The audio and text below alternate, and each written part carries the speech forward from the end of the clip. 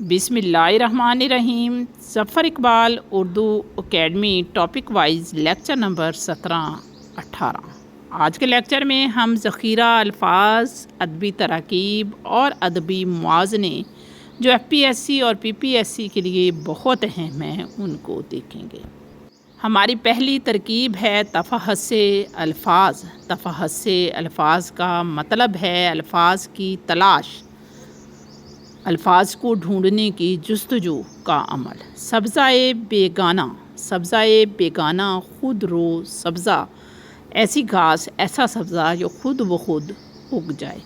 रफ्तो बूद, रफ्तो बूद फ़ौत और फरामोश शुदा, यानी माजी जो गुज़रा हुआ हो।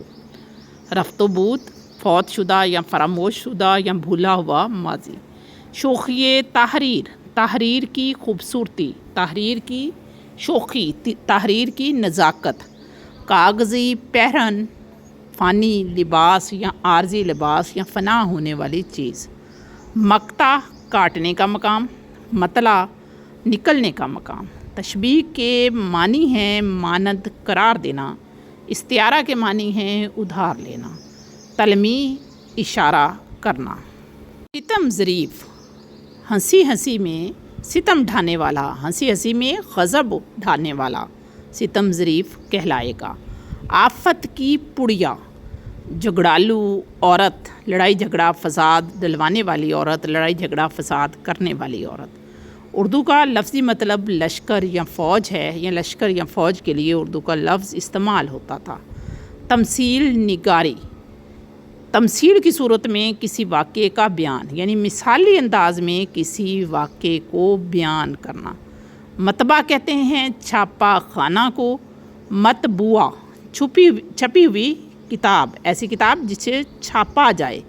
अबुल लैस, लैस कहते हैं शेर को। अबुल लैस शेर का बाप या बहादुर तरीन इंसान। मसनवी लफ्ज़ मुसना से निकला है जिसके मानी हैं दो किया गया नकल बा मुताबिक असल। अनीस और दबीर का अदबी मुआजना शिबली नुमानी ने किया।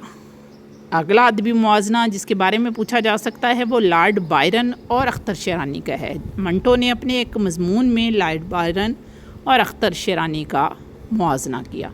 गोयटे और गालिब का मुआजना इकबाल ने अपनी शायरी में किया। रूमी और नुत्शे का इकबाल से मुआजना खलीफा अब्दुल हकीम ने किया। इकबाल और गालिब का मुआजना डॉक्टर फरमान फ़तेहपुरी ने किया। मीर और गालिब का मुआजना डॉक्टर सैयद अब्दुल्ला ने किया। आतश और गालिब का मुआजना यास जंगाना चंगेज़ी ने किया।